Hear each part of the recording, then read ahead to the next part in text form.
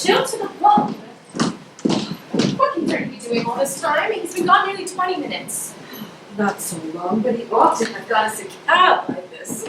He won't get no cab, not until 11:30, missus. They come back after dropping their theatre fares. But we must have a cab. We can't stand here at 11:30. It's too bad. Well, it ain't my fault, missus. Well, if Freddy had a bit of gumption, he would have gotten one at the theatre door. What could he have done? Poor boy. Oh, well, other people got cabs. Why couldn't he? Oh, haven't you got a cab? Well, there wasn't one to be had for love of money. Oh, Freddy, there must be one. You can't have tried. I tell you, they're all engaged. The rain was so nobody was prepared, and everybody had to take a cab. One bed to Charing Cross one way, nearly the Ludgate Circus the other, but we're all engaged. Did you try Trafalgar Square? There wasn't one in Trafalgar Square. Did you try? I tried as far as Charing Cross Station. Do you expect me to walk to Hammersmith? Oh, you haven't tried at all. You are so very helpless, Freddy.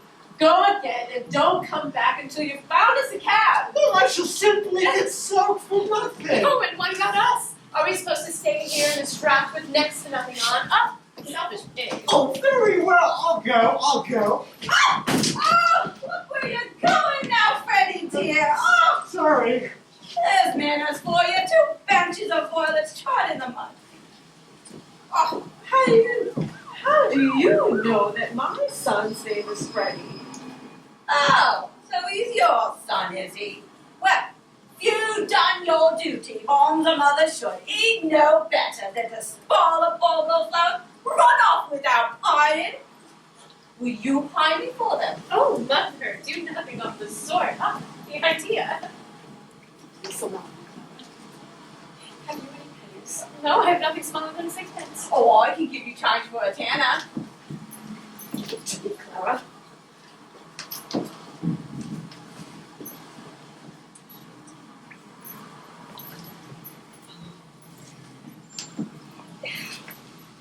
This is for your flowers. Thank you kindly, lady. Oh, we'll make her give you the change. Those things are only a penny a bunch. You hold your tongue, Clara. Change. Thank you, lady. Oh. Now tell me, how do you know that young gentleman's name? I didn't. I heard you call him by it. Don't try to deceive me. I was trying to deceive you. Or called him Freddy. Or Charlie. Same as you might if you was talking to a stranger and wished to be pleasant. Huh? 6 pence thrown away. Really, mother? Could have spared Freddy that. Phew. Oh, sir. Is there any sign of it stopping? Afraid not. It started worse than ever a couple of minutes ago. Oh, dear. Oh, if it's getting worse as his loin is nearly over, so cheer up, Captain. Buy a flower, poor girl. I'm sorry, I don't have any change. Oh, I can give you change, Captain. I don't have any change. Sorry. Oh, God, oh, do buy a flower off me. Oh. I can charge off a crown. You can type this for tuppence. Look, I don't have any Oh, hang on. Look, here's 3 halfpence, if that's of any use to you. Well, thank you kindly, Captain. Oh, you better be careful. Give me the flower for it. There's a bloke here behind taking every blessed word you're saying. What? I have done nothing wrong by speaking to the gentleman. I've a right to sell flowers if I keep off the curb. So help me, I never spoke to him except to ask him to buy a flower off me. Oh, Lisa, don't let him buy a charge against me. They'll take away my character and try me on speaking to gentlemen. Oh, there. Who's hurting you, you silly girl? What do you take me for? It's all right. He's a gentleman. Look at his shoes. She thought he was a copper's knock, sir. And what exactly is a copper's knock? Copper's knock is, it's a copper's knock, as you might say. What would you call it? Sort of informer? What, oi, take me Bible? Oh, I never spoke. Oh, shut up! Do I look like a policeman? What did you take down your words for? And do I know whether you put me down right? You just show me what you wrote about me. Oh, what's that? That ain't proper right. I can't read that. Well, I can. Let's see here. Cheer up Kempin and buy a flaw off a per gal. It's because I called him Captain. Oh, sir, I meant no harm. Don't let him lie or charge against me for using a word like that, sir, please. I meant no harm. Charge? I make no charge. Really, sir, you have no need to protect me against molestation by young women, unless I ask you. Anyone can see the girl meant no harm. But he ain't a tech. He's a bloomin' busybody is what he is. I tell you, look at his shoes. And how are your people down at Chelsea? I told you my people come from Chelsea. Never mind, they did. And how have you come so far east? You were born in Listen Grove, no doubt? Oh, what harm is there in me leaving Listen Grove?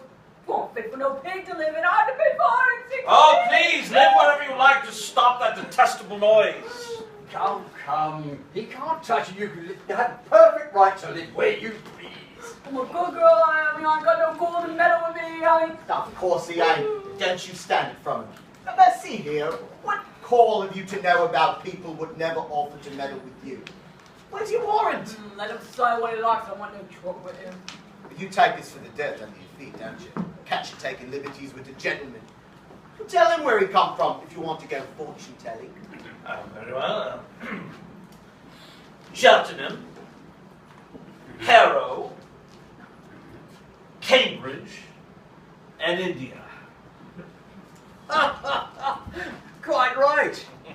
Tell me, sir, do you do this for your living in a music hall? No, I have thought of it. Perhaps I shall someday. Well, he ain't no gentleman. He ain't to interfere with a poor girl. What on earth is Freddy doing? I shall catch pneumonia if I stay in this draft any longer. Earl's corpse. Will you please keep your impertinent remarks to yourself? Oh, did I say that out loud? I didn't mean to. Your mother's from Epsom, unmistakably. Oh, how very curious.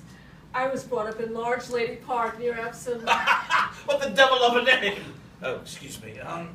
You want a cab, do you? Don't dare speak to me. Please, Clara. We would be so grateful to you, sir, if you found us a cab. Well, Thank you, sir. Well, I knowed he was a copper. Well, that's not a police whistle, it's a sporting whistle. Well, you ain't got no right to take away me character. The character's son is any ladies. I don't know if any of you have noticed, but the rain stopped about 2 minutes ago. Oh, so it has. And now why didn't you say something before? Here we are wasting our time talking about your silliness. I can tell where you come from. You come from Anwell. Go back there. That's Hanwell. Oh, like a teacher. So long.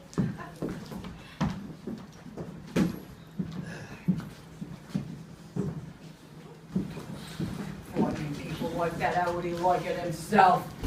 It's quite fine now, Clara. We can walk to a motor bus. No, but the cab! Oh, it's too tiresome. Oh, poor girl, it's hard enough for her to live without being all worried and jimmy.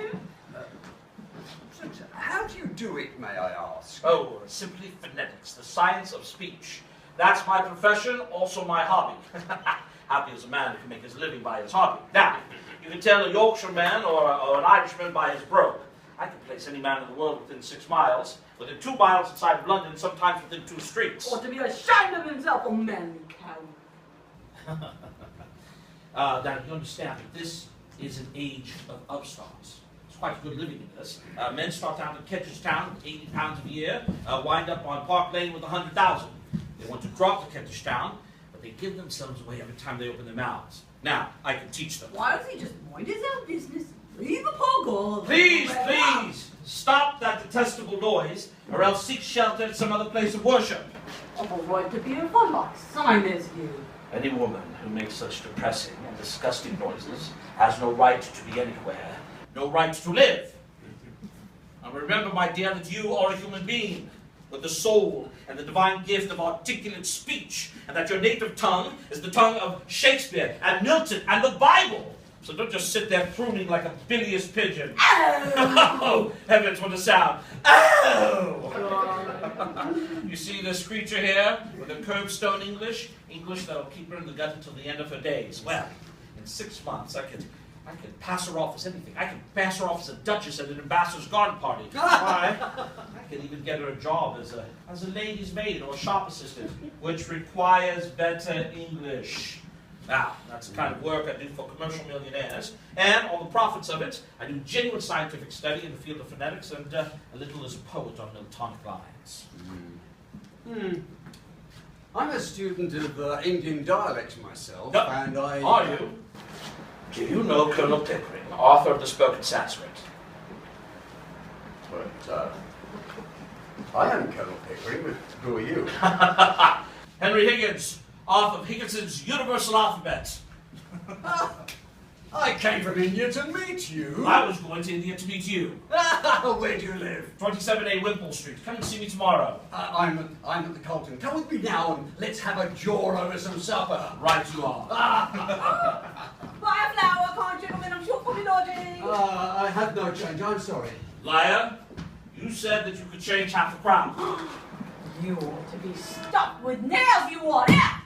Take that old blooming basket for 6 pence.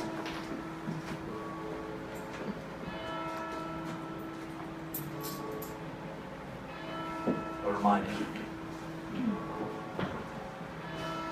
Oh. Not one of us!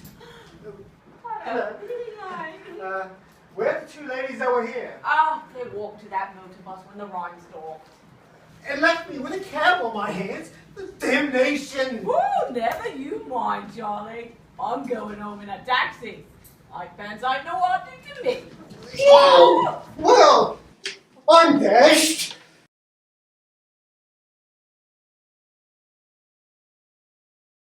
Well, that's the whole show, I think. Oh, that's absolutely fascinating. I haven't taken the half of it in, you know. Would you like to go over any of it again? Oh, no thanks, not today. I'm all done up for this morning. Tired of listening to sounds? Oh, yes, it's a fearful strain. I rather fancied myself as because I can speak, pronounce 24 different, distinct dialects, and, well, you're 130, rather beat me, but although I can't hear a bit of difference between most of them. Oh, well, that comes with practice, you know. At first you don't hear any difference, but if you keep on listening, you'll find presently that they're as different as A from B. What's the matter? The young woman would like to see you, sir. The young woman, what does she want? Well, sir, she says you'll be quite glad to see her when you know what she's come about. She's quite a common girl, sir. Very common indeed. I should have sent her away, only I thought perhaps you wanted her to talk into your machines. I hope I've not done wrong, but really, you see such queer people sometimes. You'll excuse me, sir, I'm sure. Quite all right, Mrs. Pearce. Has she an interesting accent? Oh, something dreadful, sir. I don't know how you can take an interest in it. Let's have her up. Send her up, Mrs. Pearce. Very well, sir. That's for you to say. This is a bit of luck.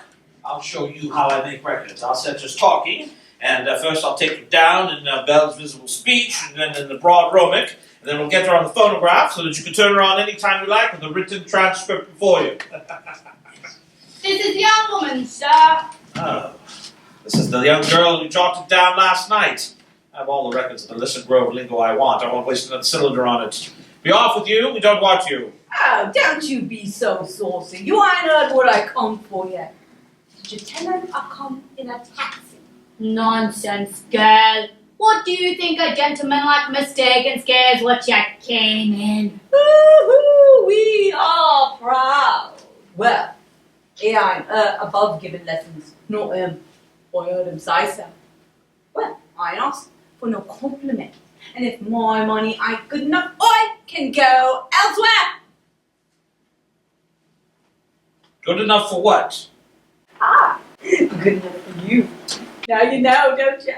I've come to have lessons, I haven't. And to pay for them too, make no mistake. Oh, well, what do you expect me to say to you? I think if you was a gentleman, you might ask me to. Oh, sit down. Don't I tell you I'm bringing your business? Pickering, shall we ask this baggage to sit down, or shall we throw her out the window? Oh, we call no baggage when I've offered to pie like any lady. How much? What is it you want, my girl? Want to walk in a flower shop, selling flowers at the corner of Tottenham Court Road, but they won't type me unless I can talk more genteel. He said he could teach me. So here I am, ready to pie, not asking for any fiver, and he treats me as if I was dirt.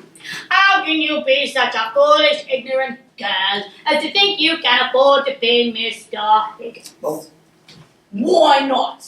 I know what lessons cost same as you, and I'm ready to pie. How much? Oh, now you're talking. Thought you'd come off it when you saw a chance to get a bit of the money you chucked at me last night. You had to drop in, didn't you? Sit down. Oh, if you're going to make a compliment of it. Sit down. Sit down, girl. Do as you are told. Oh! Won't you sit down? Don't mind if I do. Now, what's your name? Eliza Doolittle. Eliza. Eliza Elizabeth Betsy Betts. They went to the woods to get a bird's nest. They found a nest with 4 eggs in it. Took one apiece and left 3 in it. Oh, don't be silly. You mustn't talk to the gentleman like that. So why won't he speak sensible to me? All right, yes, quite right. Back to business. Now, how much do you propose to pay me for the lessons? Oh, I know what's what. A lady friend of mine gets French lessons for 18 pence an hour from a real French gentleman. Well, you wouldn't have the face to ask me the same to teach me my own language as you would French. So, I won't offer you more than a shilling. Take it or leave it. You know, Pickering, if you consider a shilling not just as a shilling, but as a percentage of the girl's income, why, it works out to fully the equivalent of 60 to 70 pounds from a millionaire. How so? Work it out. A millionaire has about 150 pounds a day, right? And she makes about half a crown. Hey, who told you that? Now, she offers me 2/5 of her day's income. 2/5 of a millionaire's income is, well, about 60 pounds a day. It's handsome, by George, enormous. The biggest offer I've ever had. 60 pounds? What are you talking about, 60 pounds? I've never offered you no 60 pounds. Huh? How would I get 60 pounds? Oh, hold your tongue. Sit down, you silly girl. Don't cry. Nobody's going to touch your money. Somebody's going to touch you with a broomstick if you don't behave yourself. Now sit down. Oh, one would think you was me father. If I decide to teach you, I'll be worse than 2 fathers to you. Let's see here. Here. Huh? What's this? To wipe your eyes with, and any other part of your face that feels moist.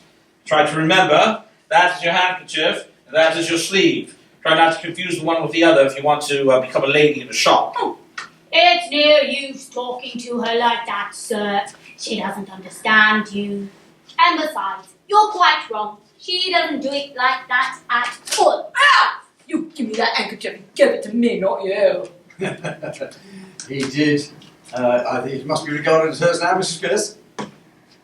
Serve you right, Mr. Higgins.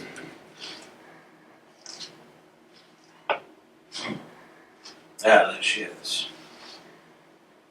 You know, I might pass her off as the princess to the ambassadors. Garden party. You know what, I'm really interested in that. I would be interested in that, you know. I'm at the ambassador's garden party. I'll say you're the greatest teacher alive if you can do it. I'll bet you all the expenses of the experiment that she can't do it. And I'll pay for the lessons. Oh, you are good. Thank you, Gifted. Oh, it's almost irresistible. She's so horribly low, so deliciously dirty. Oh, I ain't dirty. I washed me face and hands before I commented. You won't turn ahead with flattery, Higgins. Oh, don't say that, sir. There are more ways than one to turn a girl's head. And nobody does it better than Mr. Higgins. Though he may not always mean it. I do hope, sir, you won't encourage him to do anything foolish. No nonsense, Mrs. Pearce. What is life but a series of inspired follies? The trouble is finding them to do. No, Mrs. Pearce, never miss an opportunity. It doesn't come every day. I shall make a duchess of this draggle-tailed gutter snipe. Oh. In 6 months, in 3 if she has good ear and a quick tongue, I'll take her anywhere and pass her off as anything. Well, let's start right now, this moment.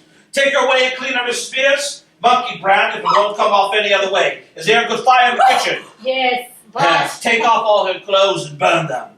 Ring up Wiley or someone for new ones. Wrap her up in brown paper till they come. Oh, you I know, gentlemen, you're not talk of such thing. I'm a good girl, I am, I know what the likes of you are. We don't want any of your listen grow prudy around here, young lady. You're to learn to act and behave like a duchess. Take her away, Mrs. Pearce. If it gives you any trouble, wallop her. No, call the police! But I have no place to put her. Oh, well, put her in the dustbin. Oh, come, Higgins, be serious. Really, Mr. Higgins, you must be serious and sensible. Very true. You can't walk over everybody like this. I walk all over everybody. My dear Pickering, my dear Mrs. Pearce, I had no intentions of walking over anyone. I simply proposed that we be kind and help this poor girl to prepare and fit herself for her new station in life. If I did not make myself clear, it was because I didn't want to hurt her delicacy or yours. Well, did you ever hear anything like that, sir? Never, Mrs. Pearce, never. What's the matter?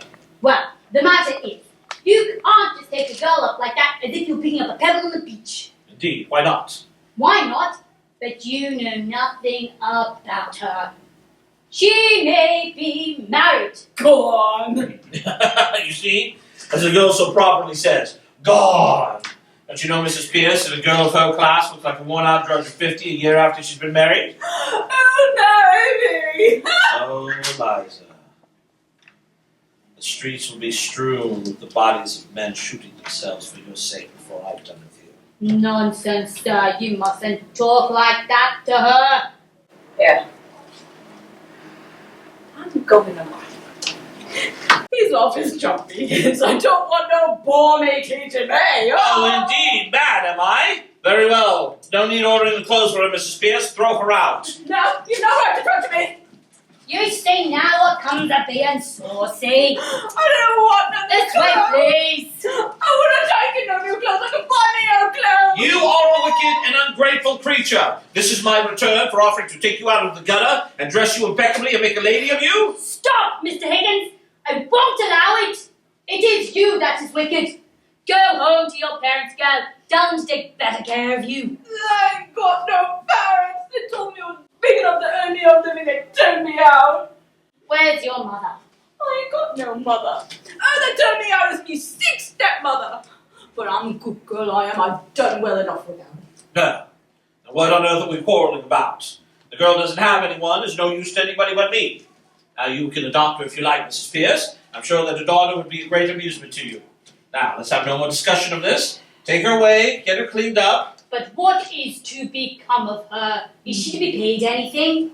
Do be sensible, sir. Oh, well, pay her whatever is necessary. Put it down in the housekeeping book. I don't know why she'll need money. She'll have her clothes and her food. She'll only drink if we give her money. Oh, you are a brute. It's a lie. No one ever saw the sign of liquor on me. You know, the girl has some feelings in her, Higgins. Oh, nonsense. No feelings that we need to worry about, have you, Eliza? I've got me feeling the same as anyone else. You see the difficulty? What difficulty? To get her to talk proper grammar. The pronunciation is easy enough, but... I don't want to talk grammar. I want to talk good. Will you please keep to the point, Mr. Higgins? I want to know on what terms girl is to be here. Is she be given any wages?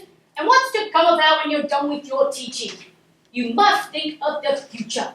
What's to become of her if I leave her in the gutter? Tell me that, Mrs. Pearce. That's her own business, not yours, Mr. Higgins. Well, then, when I'm done with her, I can throw her back in the gutter, and it'll be her own business once again.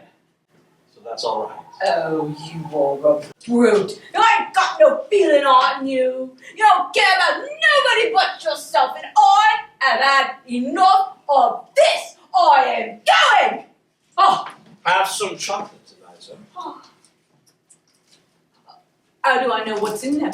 I've heard of girls being drugged by the likes of you. Pledge of good faith. I eat one half, you eat the other. No! You shall have boxes of them, barrels of them. You shall live on them every day, eh? I wouldn't have edit on it. It's unladylike to take it up me now. Eliza. I think I heard you say you came here in a taxi. Oh, what if I did? I've got a right to take a taxi, so does anyone else. You have, Eliza. And in the future, you shall take as many taxis as you like. You shall ride up and down and around in a taxi every day. Think of that, Eliza. Mr. Higgins, you're tempting the girl.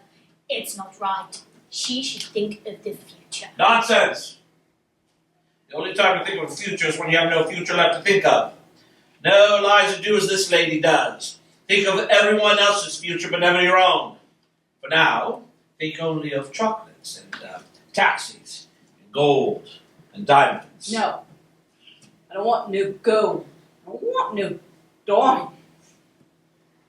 And I don't want to be no lady. I'm a good person. Teach me to be like you. And like you. I don't want to be stuck lower than you, but above. Teach me to be a gentleman. To speak and to act and to walk like someone to be respected. That's what I kind to ask you for lessons for. I'm a good person, and I want to be respected as a gentleman.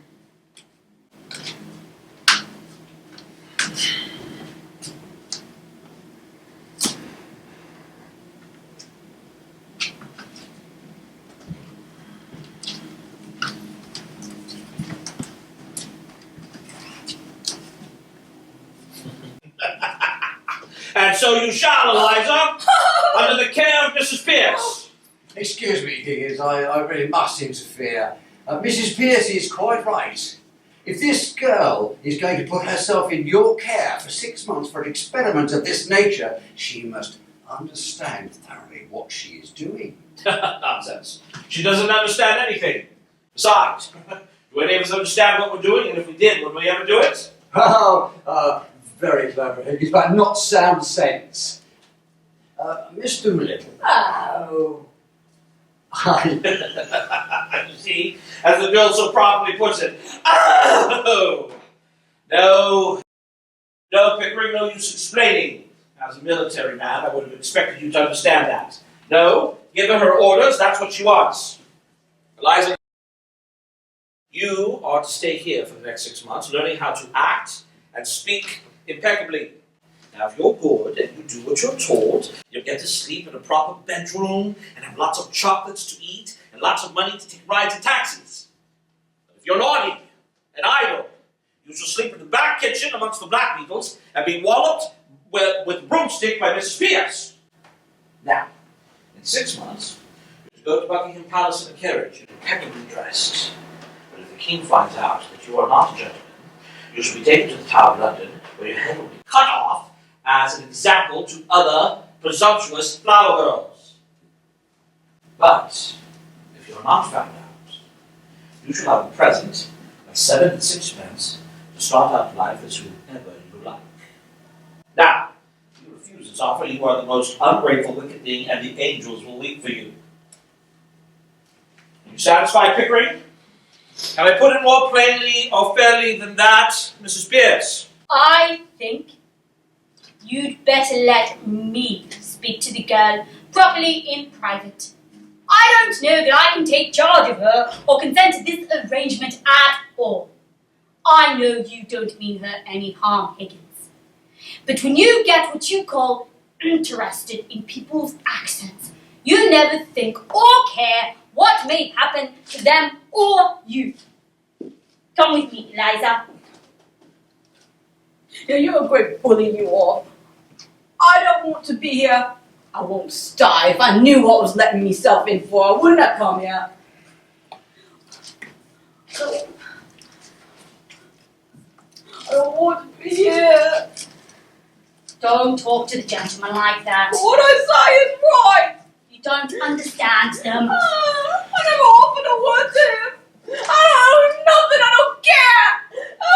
Yes, wait. Stop it. Stop it. Excuse the straight question, Higgins, but are you a man of good character where women are concerned? Have you ever met a man of good character where women are concerned? Yes, very frequently. No, I haven't. Besides, any time I let a woman make friends with me, she becomes jealous, suspicious, exacting, and a damn nuisance. Any time I allow myself to become friends with a woman, I become selfish and tyrannical. Oh, women upset everything. The moment you let a woman into your life, you find that she's driving at one thing and you're driving quite another. In what way? Lord knows. I suppose a woman wants to live her life, and a man wants to live his. One wants to go north, the other south. They both drag each other onto the wrong track, and the result is they both end up going east, though they both hate the east wind. So, here I am, a confirmed old bachelor and likely to remain so.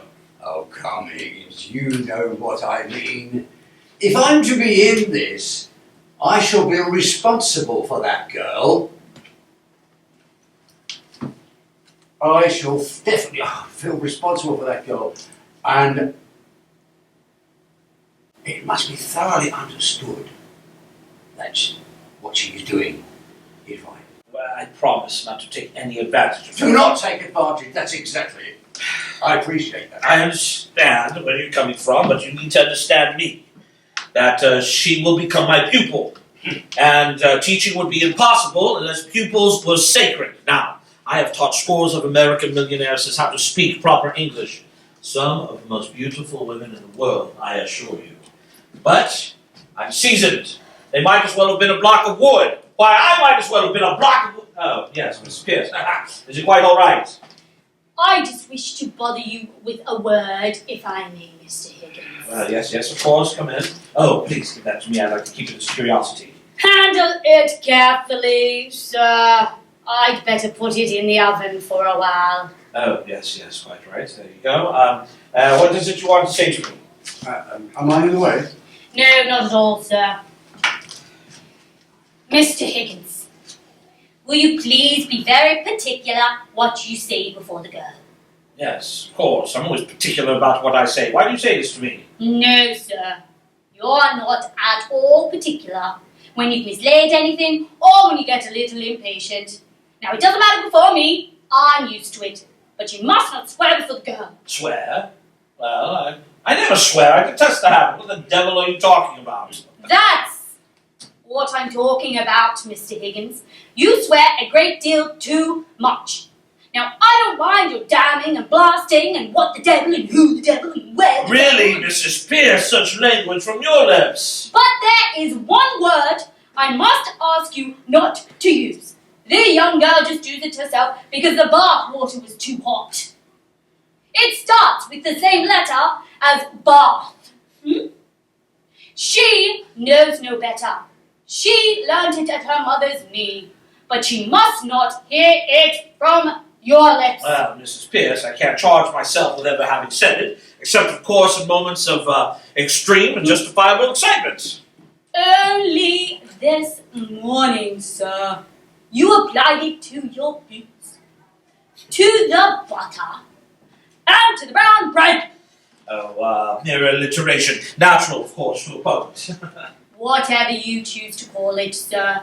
I beg you not to let the girl hear you use it. Yes, of course. Very well. I'll be quite particular in what I say before the girl. Is there anything else? Yes, there's more. Of course there is. We must be very particular with this girl as to her personal cleanliness. Yes, of course. Yes. Right, quite right. Just so. I mean, not to be slovenly and leaving things about, or untidy. Oh, yes, of course. So I meant to bring this to your attention. Pickering, take care of the pence and the pounds will take care of themselves. Is as true of personal habits as it is of money. Yes, sir. Then might I ask you not to come down for breakfast in your dressing gown, Or at any rate, not to use it as a napkin to the extent you do, sir. And if you could be so good as to not eat everything off the same plate. And to remember, not to put the porridge saucepan out of your hand on the clean tablecloth. It would be a better example for the girl. You know you nearly choked yourself. Oh, very well, very well, very well. Only last week. I may do these things sometimes in absence of mind, but certainly I don't do them habitually. And by the way, my dressing gown smells damnably of benzene. No doubt it does, Mr. Higgins. But if you will wipe your fingers, and if you will wipe your... Very well, I shall wipe them in my hair in the future. I hope you are not offended, Mr. Higgins. No, Mrs. Pearce, it's quite all right. Is that all? No, sir. No. Miss, you wear some of your old suits you've been keeping about. I really can't put it back in those old things. Yes, of course, whatever you like. Is that all? Thank you, sir. That is all.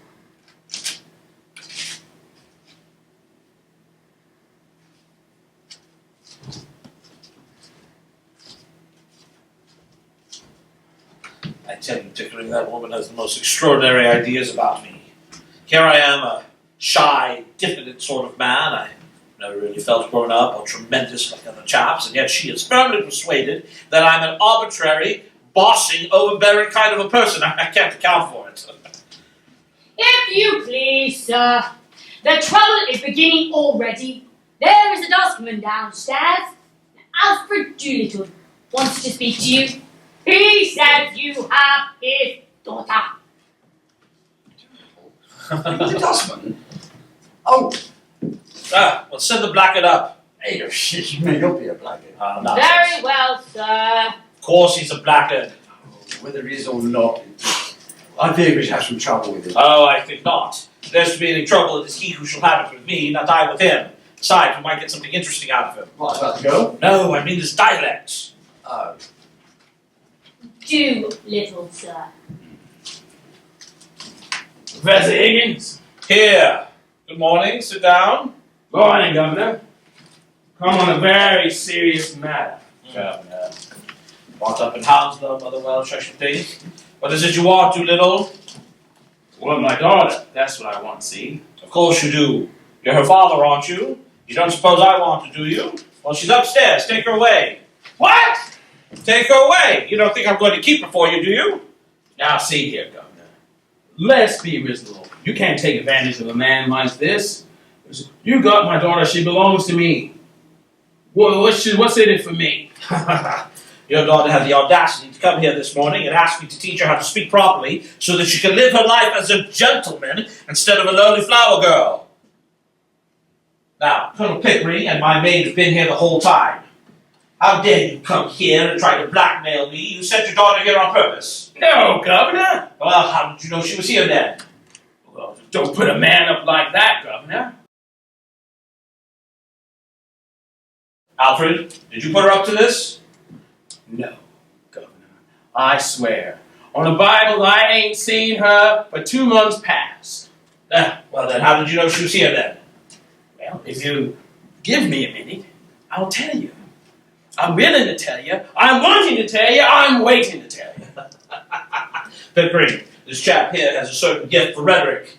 Observe the rhythm of his native wood notes wild. I'm willing to tell you, I'm waiting to tell you, I'm wanting to tell you. Sentimental rhetoric, that's a Welsh strain in him. It also accounts for his mendacity and his dishonesty. Oh, come here. I'm West Country myself. How do you know she was here if you didn't send her? It's like this, Governor. The girl gives the boy a ride in taxi. The son of the landlord, lady is. She drops him off here. He hums around, hoping to get a ride back. She sends him back to get her luggage. And I run into him on the corner of Lake Grove and Engle Street. Public house, yes? The poor man's club. Oh, let him get his story out, Higgins. So, the boy told me what was up. And so, as a father, what was I to say and think? I told him, you bring me the luggage, I says. Why didn't you fetch it yourself? No. Landlady wouldn't have trusted me with it. She's that sort of woman, you know. I had to give the boy a penny before he let me have it. the little swine. Anyway, I brought it to her to make it amenable to you, like, and to be agreeable. How much luggage? Oh, just a bird cage, some pictures, musical instrument. She said she didn't want no clothes. What was I to think of? So you've come to rescue her from worse than death, eh? Yeah, something like that. Just so, Governor. Why did you bring her luggage if you intended to take her away? Have I said anything about taking away? I don't know. What else did you come for then? What would I come for? Be human, Governor. I'm not the type to stand in my girl's light. You said what we have here is a life-altering opening. And what I wanted to propose to you is... Mrs. Pearce! This is Eliza's father. He's come to take her away. Give her to him. Now wait here, Governor. This is a misunderstanding. He can't take her away, Mr. Higgins. You told me to burn her clothes. That's right. What am I to do? Take her through the streets like a blooming monkey? Can I? I put it to you. You put it to me that you want your daughter. So take your daughter. If she doesn't have any clothes, buy her some. Oh, now, see here, Governor. So, who burned the clothes? Was it you or the missus? I am the housekeeper. I have ordered some new clothes. When they come, you can take her away. You can wait in the kitchen. Now, Let's wait. see here, Governor. We's men of the world, ain't we? Men of the world, are we? You better go, Mrs. Pearce. I think so indeed, sir. Now, The floor is yours, Mr. Doolittle. now, see here, Governor. The truth of it is, I've taken a sort of a fancy to you, Governor. And if you want the girl, I'm not so sad on having her back home again. Regarding the loveliness of a woman, she's a handsome girl. As a daughter, she's not worth it to keep. So, I'll tell you straight. I'd be amenable to making an agreement with you. You seem the straight short to me. So, what's a £5 note to you? And what's Eliza to me?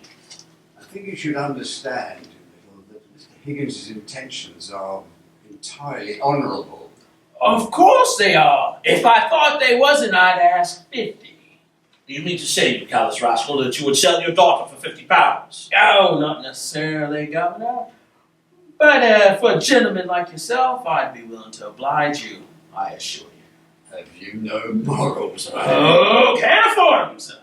Can't afford them. If you was as poor as me, you'd feel the same. Now, I don't mean any harm now, but if Eliza's going to get something out of this, why not me? I don't know what to do, Pick. There's no question that this is a matter of morals. It'd be an absolute crime to give this chap a farthing. Yet I feel a rough sense of justice in his claim. That's all I say, Governor. A father's art, as it were. Well, I know what you mean, but it seems hardly right. Don't say that, Governor. Don't put it that way. I ask you, governors, both, what am I? I ask you, what am I? I'm the undeserving poor. That's what I am.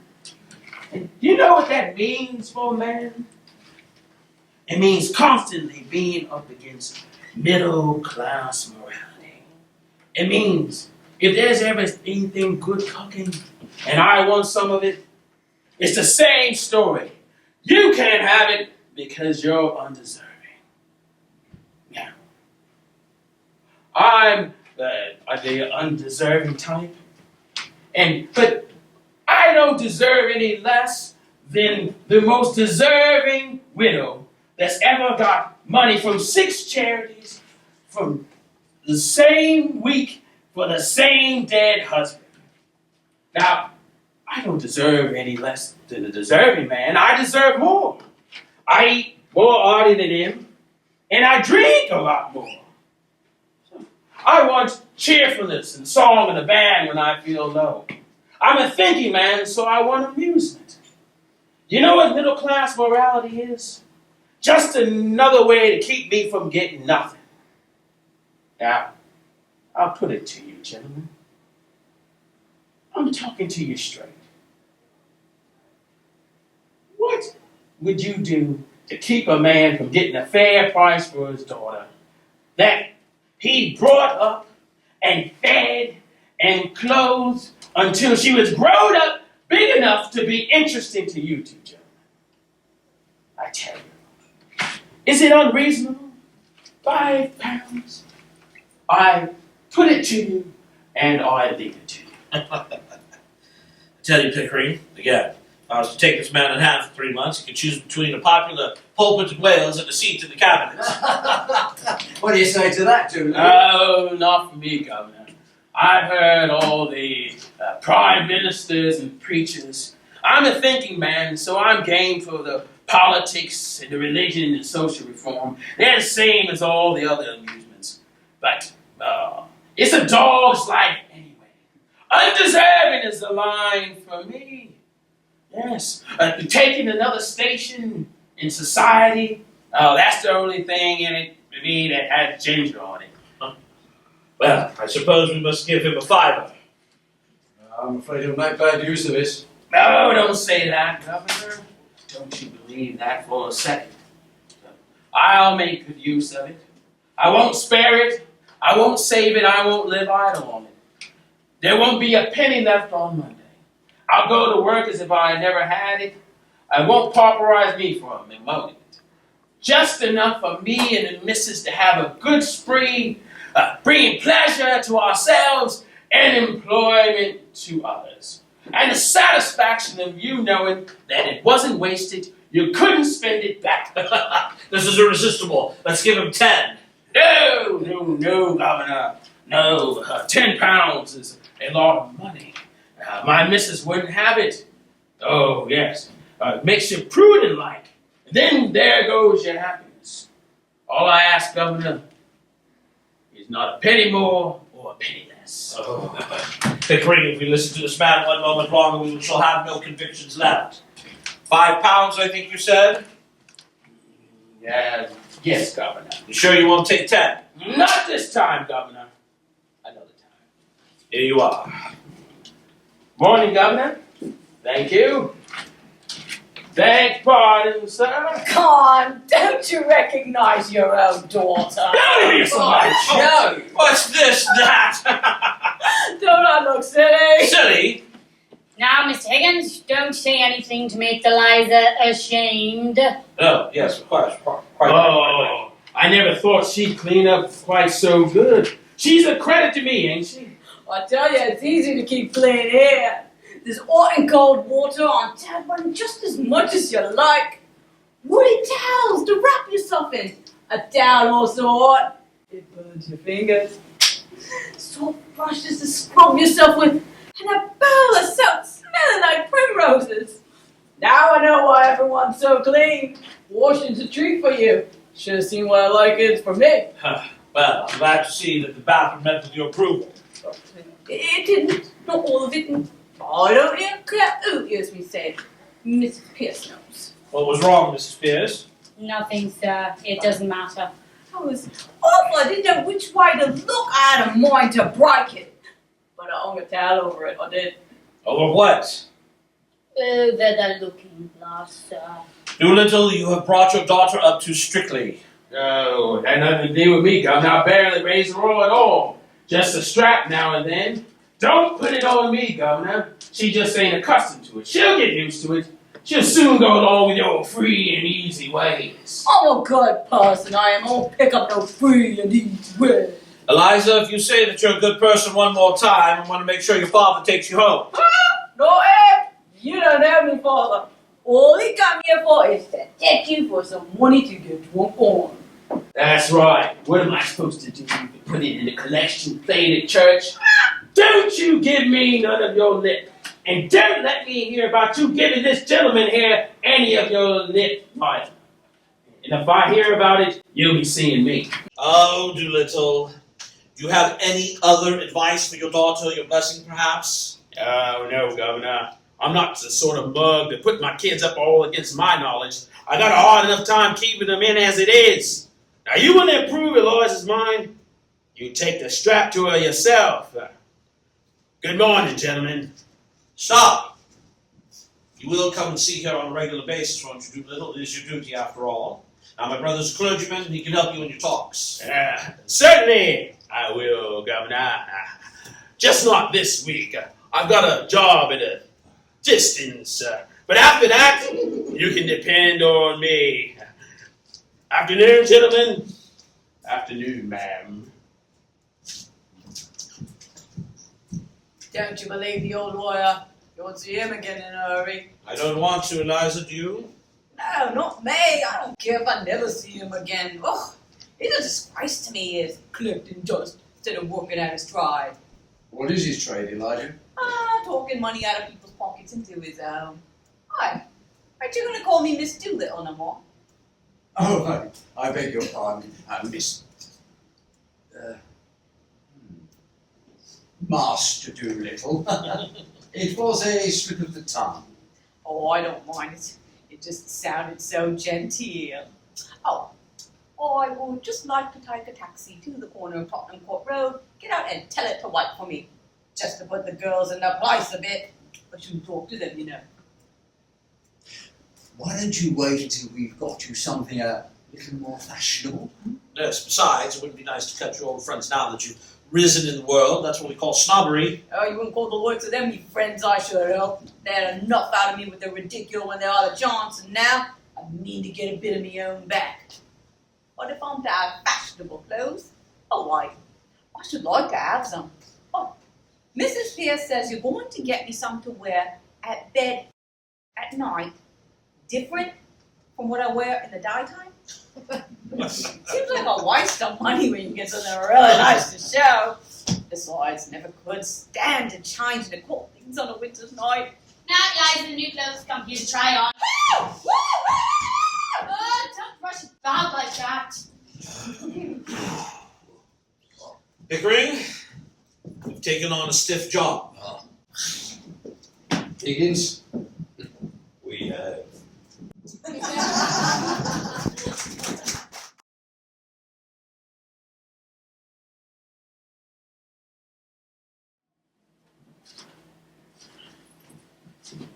Henry, what are you doing here today?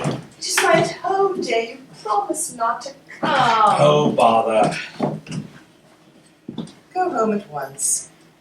Oh, bother. But I came on purpose. But you mustn't. I'm serious, Henry. You offend all my friends. They stop coming whenever they meet you. Oh, nonsense. I know I don't have any small talk, but nobody seems to mind. Don't they? Small talk indeed. What about your large talk? Really, dearest, you mustn't stay. Oh, but I must. I have a job for you. A phonetics job. No use, dear. I'm sorry. I can't get around your vowels. Well, it's not exactly a phonetics job. You said it was. Well, not your part of it anyway. I've picked up a girl. Does that mean that some girl has picked you up? Oh, I don't mean a love affair. Oh, what a pity. Why? You never fall in love with anyone under 45. When are you going to discover that there are some rather nice-looking young women about? Oh, I don't have time for young women. Besides, Mother, my idea of a truly lovable companion is something as much like you as possible. No, I don't think I'll ever get in the way of seriously liking a young woman. Some habits lie too deep to be broken. Besides, they're all a bunch of idiots.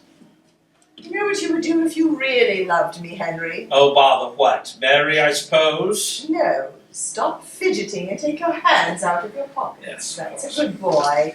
Now tell me about the girl. Oh, well, she's coming here today to see you.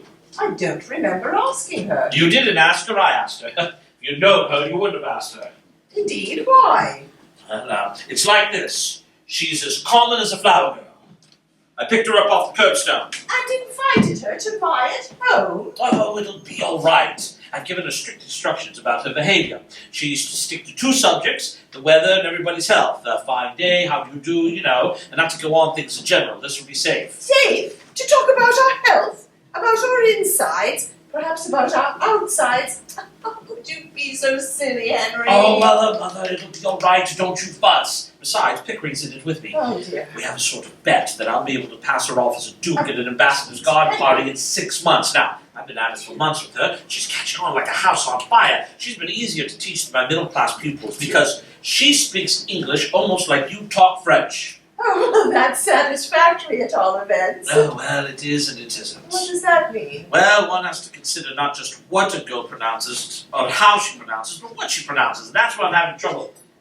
Mrs. and Miss Eynsford-Hill. Oh, Lord.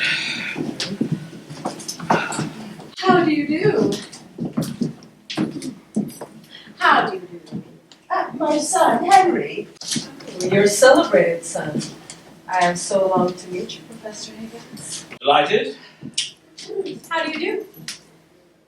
No. I believe I've met you somewhere before. I haven't a ghost of a notion where. But I've heard your voice. Oh, well, never mind. You better sit down. Sorry to say my celebrated son has no manners. You mustn't mind him. Oh, I don't. Not at all. Was I rude? Sorry, didn't mean to be. Colonel Pickering. Oh, good. How do you do, Mrs. Higgins? So glad you've come. Do you know Mrs. Eynsford-Hill? Miss Eynsford-Hill? Has Henry told you why we've come? I was interrupted, damn it. Henry, really?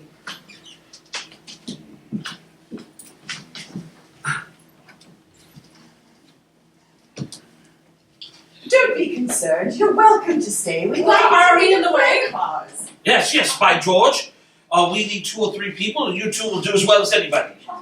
Mr. Eynsford-Hill. Oh, God of heaven, another of them. How do you do? Very good of you to come. Colonel Pickering. How do you do? I don't think you know my son, Professor Higgins. How do you do? I'll take my oath I've met you somewhere before. Where was it? I don't think so. Oh, well, doesn't matter. Sit down. Well, here we are. Now, what are we going to talk about until Eliza comes? Henry, you are the life and soul of the Royal Society soirees, but really, you're rather trying on more commonplace occasions. Am I? Oh, I suppose I am, you know. You know, I sympathize. I haven't any small talk. If people were only frank and said what they really thought. Oh, Lord forbid. But why? Well, what they think and what they ought to think is bad enough. But if they said what they really thought, it would break up the whole show. And do you suppose it would really be agreeable if I were to come out with what I really think? Is it very so cynical? Cynical? Who the dickens said anything about being cynical? Now, my dear, I mean it wouldn't be decent. You surely don't mean that, Mr. Higgins.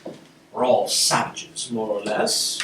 We're supposed to be cultured and civilized, to know all about art and music and science and philosophy. What the devil do you know about art? What do you know of science?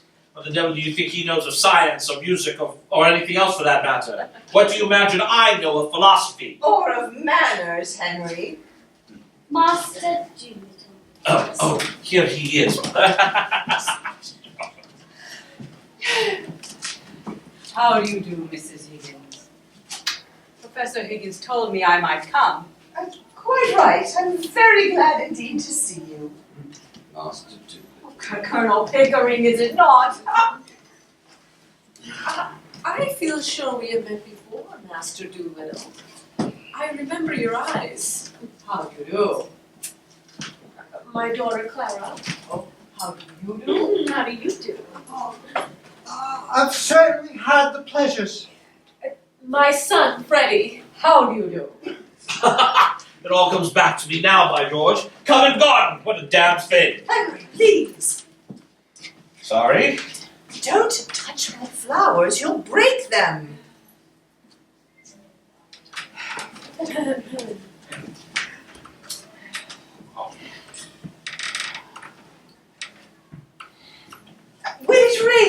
you think? The shallow depression in the west of these islands is likely to move slowly in an easterly direction. There is no indication of any great change in the barometrical situation. How awfully funny. Oh, what are you laughing at? Oh, kidding. I bet I got that right. I sure hope it won't turn cold. There's so much influenza about. It runs right through our whole family regularly every spring. My aunt died of influenza. So they said. But it's my belief they done the old woman in. Done her in? Oh yes, Lord love you. Dear me. Why should she die of influenza? She come through the diphtheria right enough the year before. Fairly blue with it she was. You know, they all thought she was dead, but my father, he kept ladling gin down her throat. Then she come to so sudden, she bit the bowl off the spoon. Dear. Now I ask you, what call would a woman with that strength in her have to die of influenza? And what become of a new straw hat that should have come to me? Somebody pinched it. And what I say is, them as pinched it, done her in. What does doing her in mean? Well, that is the new small talk, yes? To do someone in means to kill them. No. You surely don't mean that your aunt was killed. Oh, do I not? Then she lived with it. They would have killed her for a hat pin, let alone a hat. But it could have been right for your father to pour spirits down her throat like that. It might have killed her. Oh, not her. Gin was like mother's milk to her. Besides, he poured so much down his own throat, he knew the good of it. You mean that he drank? Oh, drank, my word, something chronic. Dreadful for you. Oh, not a bit. It never did him any harm from what I could see. But then he did not keep it up regular. You know, on the burst, you might say, you know, from time to time, and always a bit more cheerful when he had a drop in. You see, when he was out of work, my mother would give him 4pence and tell him to get out and don't come back until he drunk himself cheerful and loving like. There's lots of women has to get their husbands drunk in order to make themselves fit to live with. But you see, it's like this. If a man has a bit of conscience, it always takes him when he's sober, and then it makes him low-spirited and blue. A drop of booze just takes that off, and it makes him happy. Yeah. What are you snickering at? And you small talk. You do it so awfully well. If I was doing it proper, then why was you laughing? I said something I oughtn't. And not at all, Master Doolittle. Oh. Well, that's a mercy anyhow. You know, it's like I always say. Oh. Well, I must go. So pleased to have met you. Goodbye, Mrs. Higgins. Goodbye. Goodbye, Colonel Pickering. Master Doolittle. Goodbye, all. Are you walking across the park, Master Doolittle? And so Walk! Not bloody likely! I'm going home in a taxi!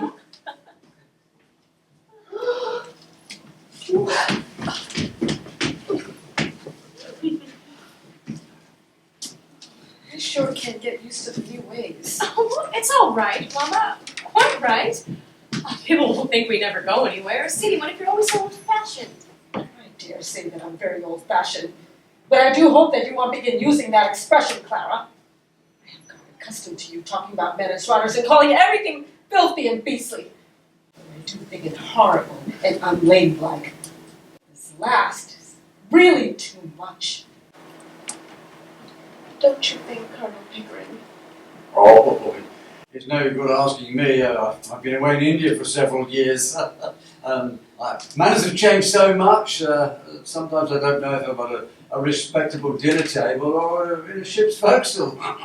It's all a matter of habit. And nobody means anything by it, and there's no right or wrong in it. And it gives such a clever emphasis to things that in themselves are not that smart. I find the small talk delightful, quite innocent. Well, after that, I think it's time for us to go. Yes, we have 3 more at-homes to go to. Goodbye, Mrs. Higgins. Goodbye, Colonel Pickering. And goodbye, Professor Higgins. You know, I want you to try that small talk out at your 3 at-homes. Oh, yeah. Don't be nervous. Pitch it in strong. I will. Goodbye. Such nonsense, all this early Victorian prudery. Such damned nonsense. Such bloody nonsense. Well, I asked you. Goodbye. Goodbye. Would you like to meet Master Doolittle again? Yes, I should, most awfully. Well, you know my days. Yes, thanks. Most awfully. Goodbye. Goodbye, Mr. Higgins. Yes, of course. Bye, darling. Bye. It's no use. I shall never bring myself to use that word.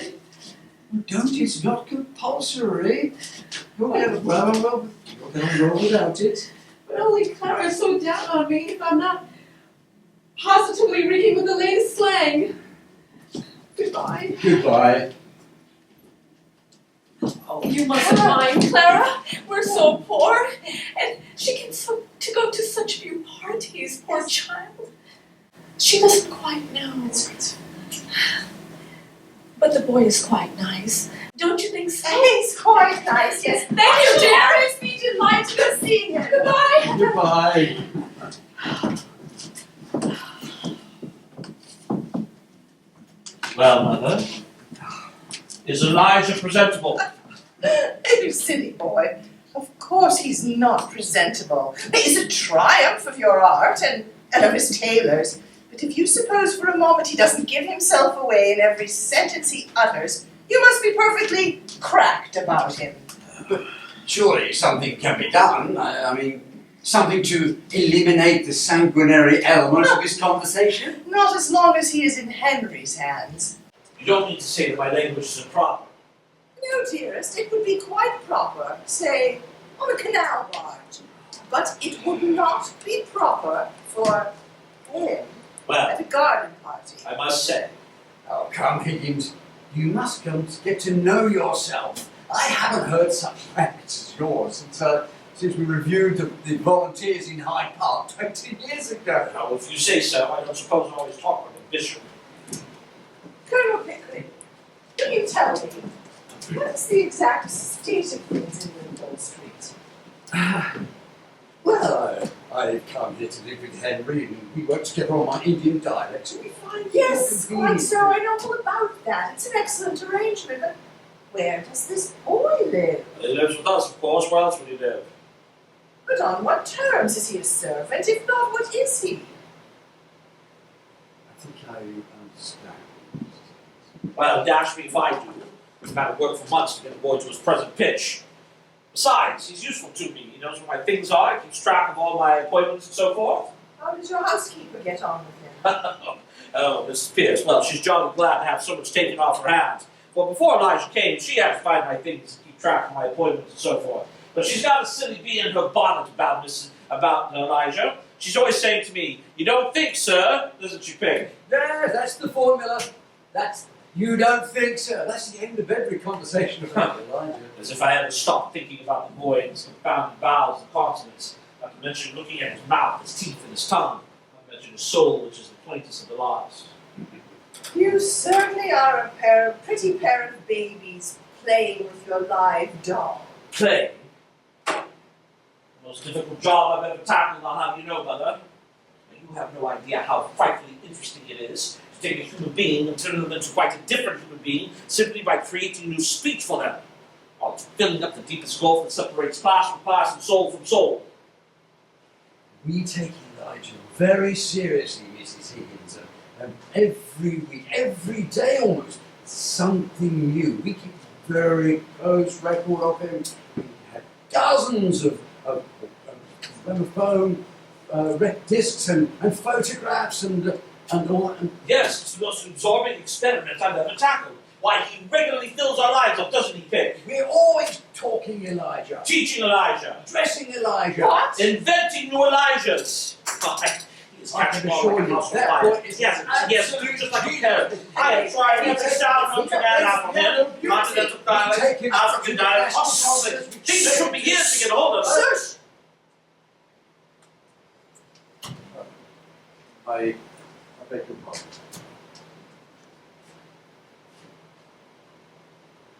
Sorry. When Pickering starts shouting, it's hard to get a word in edgewise. Be quiet, Henry. Colonel Pickering, don't you realize that when Elijah walked into Wimpole Street, something walked in with him? Well, yeah, his father, but Henry soon got rid of him.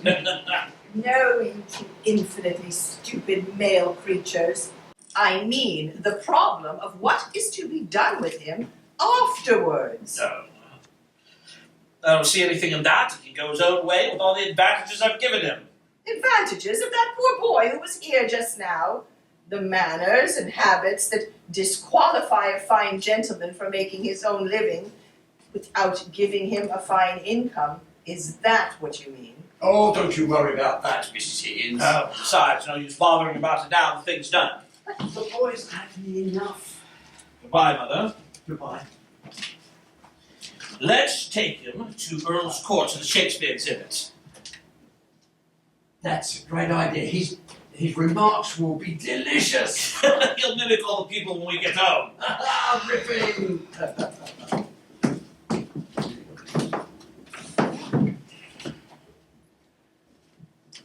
Oh! Men, men, men!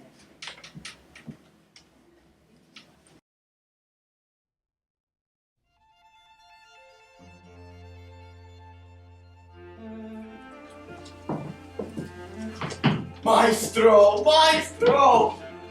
Will you remember me? No, I don't. Who the devil are you? Why, I am your pupil. Your first, your best and greatest pupil. I am little Neppomuck, the marvelous boy. I have made your name famous throughout all Europe. Why will you teach me phonetic? You cannot forget me. Why don't you shave? But I have not your imposing appearance, your chin, your brow. Nobody noticed me when I shave. Now I am famous. And what are you doing here tonight amongst these swells? I am interpreter. I speak 32 languages. I am indispensable at these international parties. Well, you are a great Cockney specialist. You can place a man anywhere in London the moment he opens his mouth. I can place any man in Europe. A Greek diplomat pretends he cannot speak nor understand English. Oh, he cannot deceive me. He is the son of a Clerkenwell watchmaker. He speaks English so villainously that he dare not utter a word of it without betraying his origin. I help him to pretend, but I make him pay through the nose. I make them all pay. Is this chap really an expert? I mean, can he find Elijah out and blackmail him? We shall see. If we can, I shall lose my bet. Ah, Elijah, are you ready? Are you nervous, Colonel? Oh, terribly. I feel just as I felt before my first battle. It's the first time that's it frightening. It's not the first time for me. I've been through this 50 times, hundreds of times in my little figgery in Lissom Grove, in my daydreams. I'm in a dream now. Promise me you won't let Professor Higgins wake me, for if he does, I shall simply forget everything and go back to the old ways. Higgins, not a word. Ready? Ready. Master Doolittle, Colonel Pickering, Professor Higgins. How do you do? How do you do? Is that your adopted son, Colonel Pickering? You'll make a sensation. So much for practical.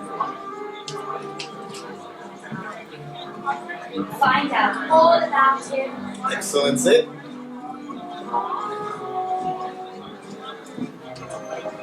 How do you do, Higgins? You have a rival here tonight. He introduced himself as your pupil. Is he any good? Well, he knows a dozen languages and can learn them in fortnights. But as a phonetician, he's no good whatsoever. Tell us about that Doolittle chap. What's Doolittle chap? You know very well. Which Doolittle chap? They tell me there's been nothing like him in London since we was holding chat over Mrs. Oh, Neppomuck, there you are, boss.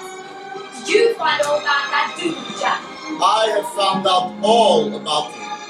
He is a fraud. A fraud? Oh no! Oh, yes, he cannot deceive me.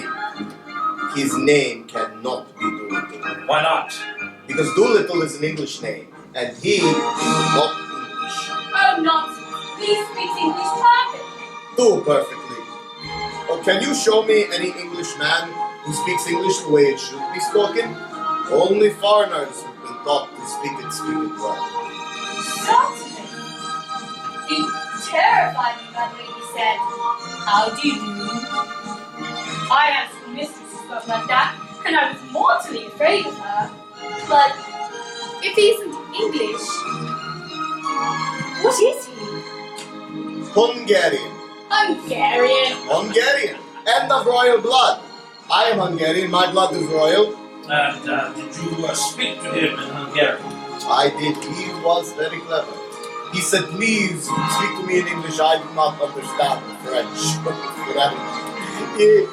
He pretends not to know the difference between French and Hungarian. Impossible.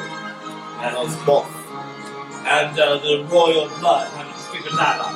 Instinct, maestro, instinct. Only the Magyar races can produce that air of the divine right.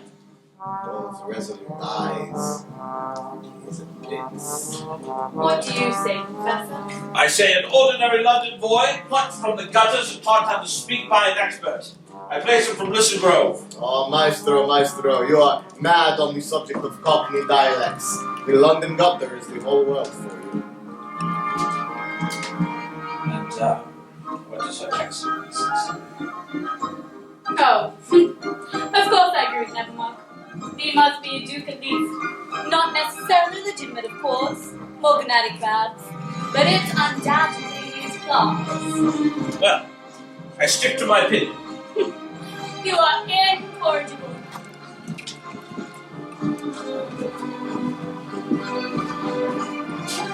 You see the light? You must keep an eye on him.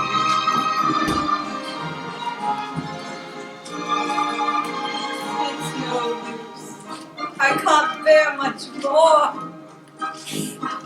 One old lady told me I speak exactly like Queen Victoria. I can't bear it. I am sorry if I've lost your bet for you. I have done my best. Nothing will make me feel like these people. You have not lost it, my dear. You have won it 10 times over. Let's get out of here. I'm sick of chattering with these fools. Yes, Elijah is tired, and I'm hungry. Let's clear out and get ourselves some supper.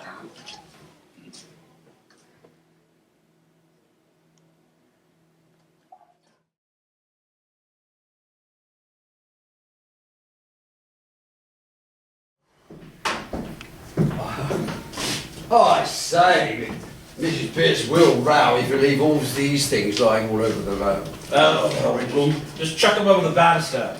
She'll put them away in the morning, all right? She'll think we were drunk.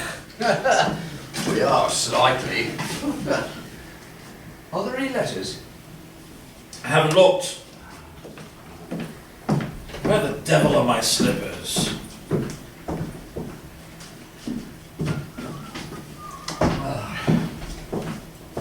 Don't be circulars and this coroneted Billy doing for you. Moneylender. Oh, what an evening. For the crew. What silly tomfoolery. Oh, there they are they? Well, I feel a bit tired. It's been a long day. Yeah. The garden party, a dinner party, the opera. Rather too much of a good thing. But you won your bet, Higgins. Elijah did it. Did the trick for you, and with something to spare. Yes. Thank God it's over. Were you nervous at the garden party? I was. Elijah didn't seem a bit nervous. Oh, no, Elijah wasn't nervous. I knew he'd be all right. No, it's the strain of putting the job through all these months it's told on me. It was interesting enough at first when we were working on the phonetics, but after that I became deadly sick of it. If I had put myself up to do it, I would have chucked the whole thing months ago. No, the whole thing has been a bore. Oh, come. The garden party was frightfully exciting. My heart began racing like anything. Yes, me too for the first 3 minutes. But when I saw that we were going to win hands down, I felt like a bear in a cage, hanging about doing nothing. Dinner was worse. Sitting there gorging ourselves for over an hour, with nobody to talk to but a damn fool of a fashionable woman. I tell you, Pickering, never again. No more artificial gentlemen for me. The whole thing has been simple purgatory. You've never been broken into the social routine. I rather enjoy dipping into it occasionally myself. It makes me feel young again. But it was a great success. An immense success. I was afraid once or twice because Elijah was doing it so well. You see, not all of the real people can do it at all. They're such fools that they think that style comes to them by nature to keep in their position. So they never learn at all. Still, it's so professional to do something superlatively well, huh? I agree. Silly people don't know their own damn silly business. But it's over and done with. And I can finally go to bed at last without dreading tomorrow. Yes. I think I shall turn in. It's been a great occasion. A triumph for you, huh? Good night. Good night. Well, Elijah, turn out the lights, but not. Oh, and tell Mrs. Pearce not to make coffee for me in the morning. I'll take tea. What the devil are those slippers? There are your slippers. There and there. Take your slippers and may you never have a day's luck with them. What on earth? What's the matter with you? Anything wrong? Oh no, nothing wrong with you. I've won your bet for you, haven't I? I don't matter, I suppose. You won my bet? Presumptuous little insect. I won it. And what did you throw those slippers at me for? To smash your face in. I could kill you, you selfish brute. Why didn't you leave me where you found me, in the gutter? You thank God everything's over, you can throw me back there again, do you? So the creature is nervous after all. Oh, you would you? Claws in cat. How dare you show your temper to me now? Sit down and be quiet. What's to become of me? What's to become of me? How the devil am I supposed to know what's to become of you? What does it matter what becomes of you? You don't care. I know you don't care. You wouldn't care if I was dead. I'm nothing to you, not so much as them slippers. Those slippers. Those slippers! I didn't think it made a difference anymore. May I ask why you've begun going on like this in the middle of the night?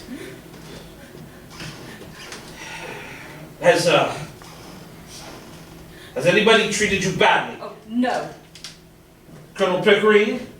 Mrs. Pearce? Any of the servants? No. I don't suppose you pretend that I have treated you badly. No. Well, good. I'm glad to hear it. Suppose you're just tired from the strain of the day. Would you like a brandy? No! Thank you. I suppose it's natural for you to have been anxious about the garden party, but it's all over with now. There's nothing more to worry about. No. Nothing more for you to worry about. God, I wish I was dead. Why, in heaven's name, why? Elijah, listen to me. All this irritation is purely subjective. I don't understand. I'm too ignorant. Oh, this is low spirits, nothing more. Nobody's hurting you, nothing's wrong. Now look, I want you to go upstairs, go to bed like a good boy and sleep it off. Have yourself a nice little cry, say your prayers, and you'll feel better, more comfortable. I heard your prayers Thank God it's all over. Well, don't you thank God it's all over? Now you're free and can do whatever you like. But what am I fit for? What have you left me fit for? Where am I to go? What am I to do? What's to become of me? Oh, that's what's worrying you, is it? Well, I wouldn't worry too much about that. I don't imagine you'll have any trouble finding yourself someplace to set up somewhere or other. Although I hadn't quite realized you were going away. You know, you can always marry, if you like. Not all men are confirmed old bachelors like me and the Colonel. Most men are the marrying type, poor devils. Now, you're not bad looking. Of course, not now, because you've been crying, but when you're quite yourself, you're all right. You're what most people would call attractive. That is, of course, to people in the marrying line, you understand. Let's see, why don't you go upstairs, go to sleep. When you get up, look yourself in the glass, and you won't feel so cheap. I dare say my mother would find someone who'd do quite well. We're above that at the corner of Tottenham Court Road. What do you mean? I sold flowers. I didn't sell myself. Oh. Now you've made a gentleman of me. I'm not fit to sell anything else. Tosh, Elijah. Don't insult human relations with all this talk of buying and selling. You needn't marry anyone if you don't like them. Well, what am I else to do? Well, what about your idea about a flower shop? Colonel Pickering can set you up. He's got lots of money. Of course, he's going to have to pay for all those fancy suits you've been wearing, and that with the high of the cufflinks and whatnot will make a big hole in 200 pounds. Now, 6 months ago, you would have thought it the millennium to have your own flower shop. Now, I must clear off to bed, for I'm devilishly tired. Wait a minute, I was looking for something. What was it? Your slippers? Oh, yes. You shied them at me. Before you go, sir.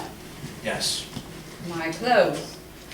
Do they belong to me or to Colonel Pickering? What the devil use would they be to Colonel Pickering? Well, you might want them for the next person you pick up to experiment on.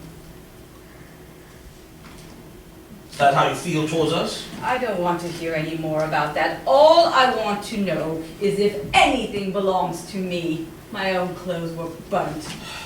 What does it matter? Why have you begun going on about this in the middle of the night? I just want to know what I may take away with me. I wouldn't want to be accused of stealing. Stealing? You shouldn't have said that, Elijah. That shows a want of feeling. Okay, I'm sorry. I'm just a common, ignorant creature, and there can't be any feelings between the like of you and the like of me. So please, will you just tell me what I may take away with me? Well, you could take the whole damn house if you like. Well, except for the cufflinks and what's not, they're hired. Will that satisfy you? Stop, please. Will you take these and put them in your room? I wouldn't want them to go missing. I should ram them down your ungrateful throat, you hear? This watch is not the jeweler's. It's the one you bought me in Brighton. Well, I don't want it now. Don't you hit me! Hit you? You infamous creature, how dare you accuse me of such a thing? It is you who has hit me. You have wounded me to the heart. I'm glad I got a little bit of my own back then. You have caused me to lose my temper. A thing that has very rarely happened to me before. I no longer wish to speak of this tonight. I'm going to bed. Well, you better leave your own note for Mrs. Pearce about the coffee, for she won't be told by me.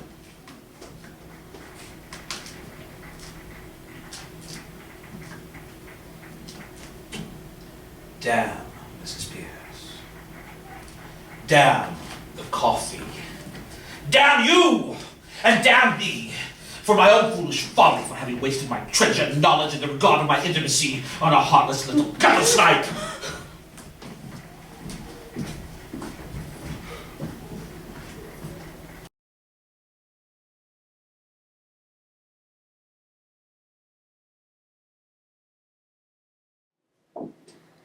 Mr. Henry, ma'am, is downstairs with Colonel Pickering.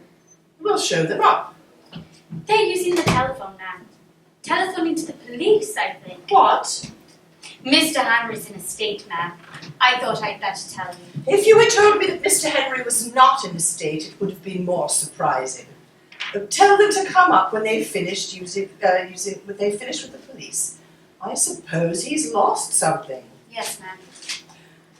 Go upstairs and tell Master Doolittle that Mr. Henry and the Colonel are here.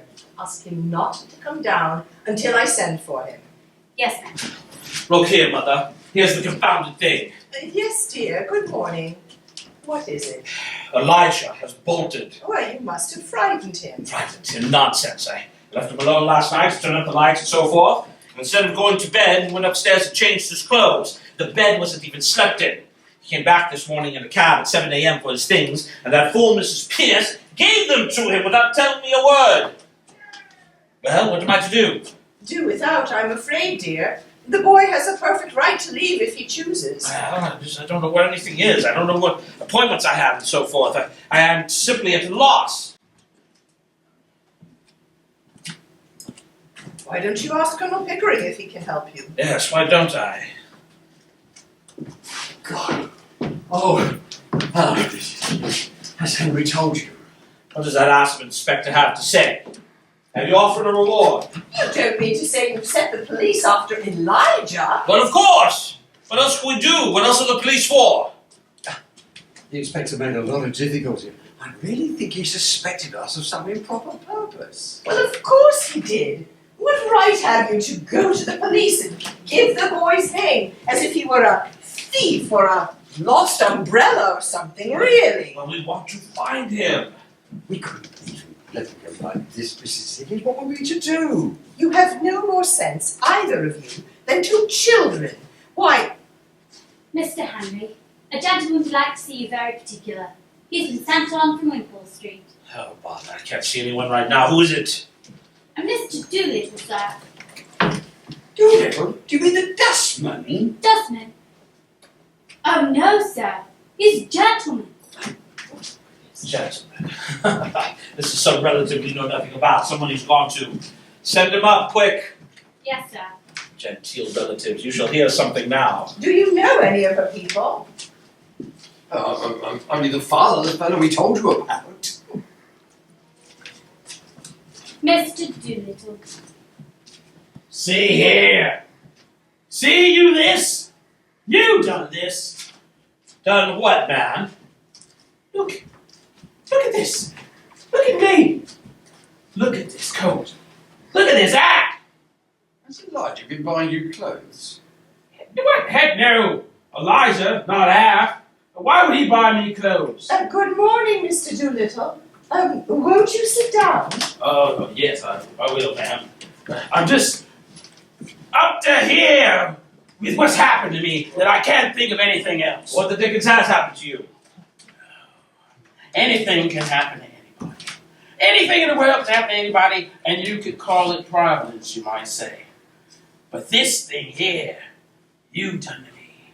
You done to me, Henry Higgins. Have you found Elijah? That is the point. Have you lost him? Yes. Well, lucky you. Oh, well, he'll be by my house on the regards of what you've done to me. But what has my son done to you, Mr. Doolittle? Oh, done to me. Ruined me. Destroyed me happiness. Tied me up and delivered me to middle-class morality. You are raving, you are mad, and you are drunk. I gave you £5. After that, I had 2 conversations with you at £0.50 per hour, and I haven't seen you since. Drunk am I? Mad am I? Oh, you tell me this. Did you or did you not write a letter to an American blighter who was giving away millions to form moral reform world leagues all over the world and wanted you to invent a universal language for him? But Ezra D. Rockefeller? He's dead. Oh, yes, he's dead. And I'm done for. Now, tell me this. Did you or did you not tell him that the most original moralist in England was Alfred Doolittle, a common dustman? Well, after your last visit, I do remember making a silly joke of the kind, yes. Silly joke. Silly joke. Well, you gave him just what he wanted. That Americans is not like us. But that they recognize and respect all types of morals and ethic and all classes of life. He put that in his will, thanks to you and your silly joke. And now I've inherited a share of his pre-digested cheese trust worth $3,000 a year on the condition that I lecture for his Wannafellow World Reform Moral League up to 6 times a year. The devil he does, what a lark! SAP for you, Doolittle. I won't ask you twice. Oh. It's not the lecturing I mind. I'll lecture until I'm blue in the face, I will, and not turn an air. But who asked him to make a gentleman of me? I never asked to be a gentleman. Now, everyone touches me for money. There was a time I touched nigh near everyone I knew for money, including you, Henry Higgins. It's a good thing for you, says my solicitor. I said, is it? It's a fine thing for you, I says. The same as in the hospital. I couldn't go to the hospital. They'd kick me out before I could even stand on my own legs and not pay a cent. In my own house, I can't do a hand's turn for myself. Somebody else must do it, and they touch me for it. I didn't have a relative in the world, but 2 or 3 that wouldn't speak to me. Now I've got 50, and there's not a decent week's wage amongst the many of them. And you worry about Elijah? Don't you be anxious. He'll be on my doorstep by this, and the next one to touch you will be me, Henry Higgins. But my dear Mr. Doolittle, you needn't suffer all this if you are really in earnest. Nobody can force you to accept this bequest. You can repudiate it. Isn't that so, Colonel Pickering? I believe so. No. It's a tragedy, man. It's easy to say chuck it, but I got the nerve. Which one of us has? Intimidated. Intimidated, man. What's in it for me if I were to chuck it? But the workman's house at my old age. I've already got the dough in my hair to keep my job as a dustman. If I had been the deserving poor, I might would have put aside a bit. But being undeserving, there's nothing between me and the poorhouse except these 3,000 pounds a year blasted that given me this provocation to go into middle-class morality. You use the same expression too. If you was provoked as I was. Well, I'm very glad you're not going to do anything foolish, Mr. Doolittle, for this solves the problem of Elijah's future. You can provide now. Oh, yes. Now I can provide for everyone on 3,000 a year. Oh, nonsense. You won't provide for the boy, you can't provide for him. I gave you £5, the boy doesn't belong to him. Doolittle, either you're an honest man or a rogue. A little bit of both, Governor. A little bit of both. You took that money for the boy, you have no right to take him as well. Don't be absurd, Henry. If you really want to know where Elijah is, he's upstairs. Upstairs? Well, then I shall jolly well fetch him downstairs. Sit down, Henry. But Sit down, dear, and listen to me. Very well. I think you could have told us this a half hour ago. Elijah came to me this morning. He passed the night partly walking about in a rage, partly trying to throw himself in the river and being afraid to, and partly in the Carlton Hotel. He told me of the brutal way you two treated him. What? Oh, my dear Mrs. Higgins, he's telling you stories. We never treated him brutally. We hardly said a word to him. We parted on particularly good terms. Did you put it away when I went to bed, Higgins? Well, no, just the other way about. He threw my slippers in my face. He behaved in the most outrageous way. I didn't give him the slightest provocation. I came walking into the room and the slippers came bang into my face before I had uttered a word, and he used the most awful language. But why would he do that? Don't know. I sent him along to go to bed, and I think I know why. The boy is naturally rather affectionate, isn't he, Mr. Doolittle? Oh, that's right. Very tender-hearted. Takes after me. Just so. He has become attached to you both. He worked very hard for you, Henry. I don't think you quite realize what anything in the nature of brain work means to a boy like that. Well, it seems that when the great day of trial came, and he did this wonderful thing for you without making a single mistake, you two sat there and never said a word to him, but talked together of how glad you were it was all over and how you'd been bored with the whole thing. And then you're surprised that he threw your slippers at you. I should have thrown the fire irons at you. But, Mother, all we said is that we were tired and that we wanted to go to bed, didn't we, Pick? That's all. Quite sure. Yeah, absolutely, that's all. We didn't make speeches to him, if that's what you mean. You didn't thank him or tell him how splendid he'd be. Oh, he knew all about that. Again, we didn't make speeches to him, if that's what you mean.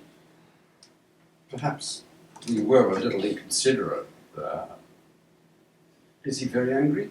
Well, I'm afraid he won't go back to Wimpole Street, but especially now that Mr. Doolittle can keep up the position you have thrust upon him. But he says he's quite willing to meet you on friendly terms and to let bygones be bygones. Bygones, by George Ho. Will he? If you promise to behave yourself, Henry, I shall ask him to come down.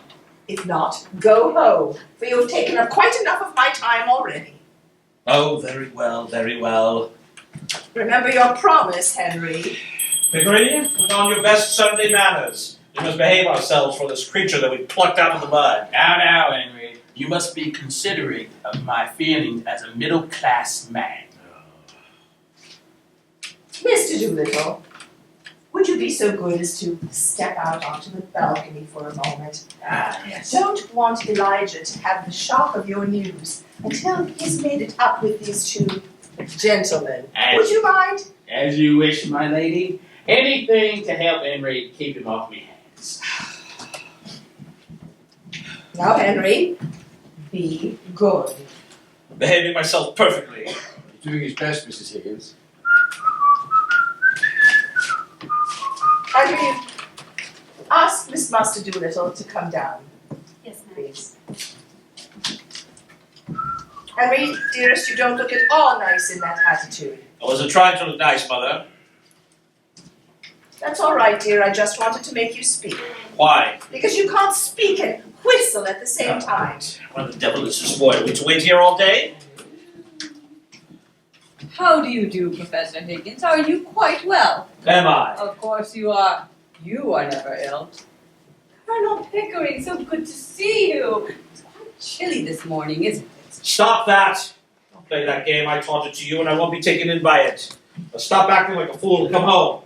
Very nicely put indeed, Henry. No one could resist such an invitation. You let him alone, Mother.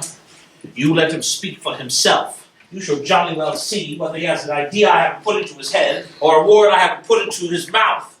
I have created this creature out of squash cabbage that has become a garden, and now he pretends to play the fine chap with me. Yes, dear, but you'll sit down, won't you? Will you drop me altogether now that the experiment is over, Colonel? It's very nice of you to say so, Mr. Master Doolittle. It's not because you bought me my clothes. I know you are generous to everyone with money. But it's because it's from you that I learned really nice manners. That's what makes one a gentleman after all, isn't it? You see, it was so difficult for me with the example of Professor Higgins always before me. I was brought up to be just like him, you know, unable to control myself and using bad language at the slightest provocation. And I should never have known that ladies and gentlemen don't act like that if you hadn't been there.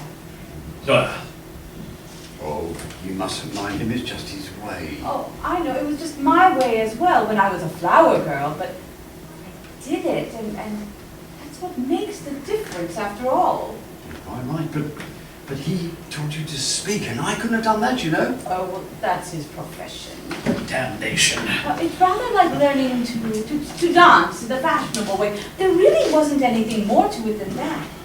But do you know what began my real education? What?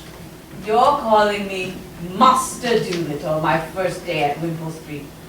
That was the beginning of self-respect for me. Oh, and there were hundreds of things you did that you never even noticed because they came naturally to you. Things like a standing up, taking off your hat, opening doors. Oh, that was nothing. Yes, things that showed you felt and thought about me as if I was something better than a scullery maid, though I do know that you would have been just the same to a scullery maid had she been let into the drawing room. You know, you never took your boots off in the dining room when I was there. Oh, you mustn't mind him. Higgins, he takes his boots off all over the place. Oh, I know, I'm not blaming him. It's his way, isn't it? But it made such a difference to me that you didn't do it. For you see, really and truly, apart from things that anyone can pick up, the dressing and the proper way of speaking and so on, the difference between a gentleman and a flower girl is not how he behaves, but how he's treated. I know I shall always be a flower girl to Professor Higgins because he always treats me like a flower girl, and he always will. But I know I can be a gentleman to you, for you always treat me like a gentleman, and you always will. Please don't grind your teeth, Henry. Very nice of you to say so, Master Doolittle. I should like for you to call me Elijah, if you would. Very well, Elijah. And I should like Professor Higgins to call me Master Doolittle. I'll see you damned first. Henry.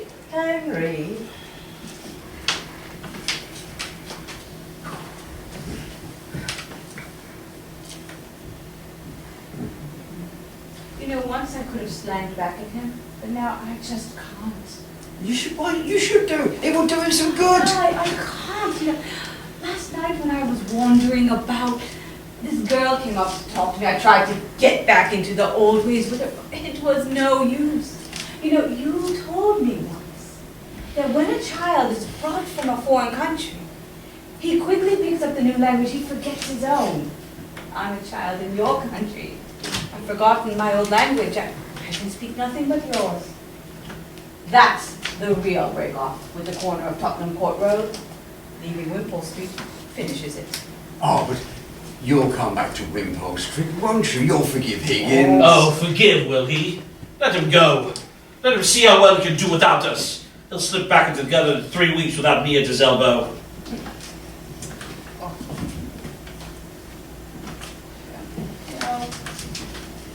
He thinks I'll slip back, but not me. Not now. You will not with him. No. Never again. I have learned my lesson. You know, I don't think I could utter a one of those old sounds if I tried. Oh! Aha! Just so. Oh! Oh! Victory. Victory! Don't look at me like that, Eliza. Can you blame the boy? It's not my fault. I've come into money. Oh, you must have touched a millionaire this time, Dad. I have. But on this occasion, I'm going to St. George's, Hanover Square.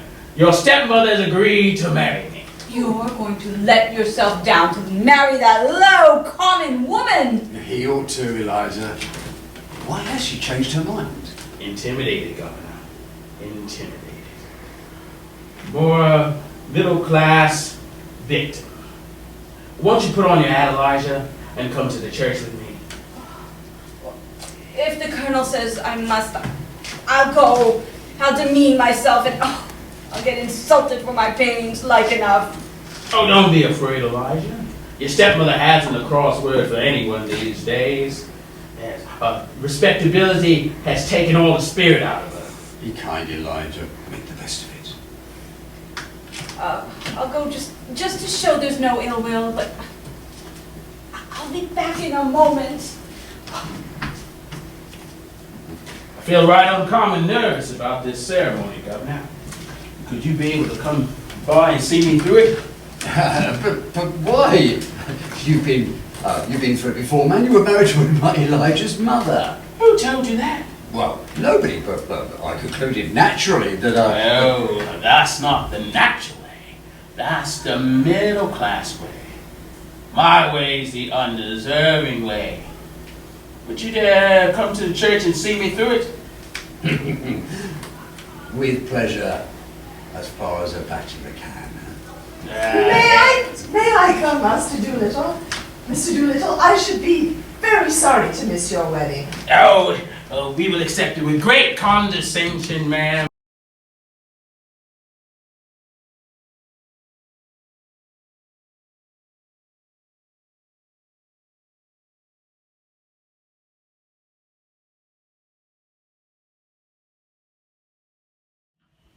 You can twist the heart in a boy the way some can twist his arms to hurt him.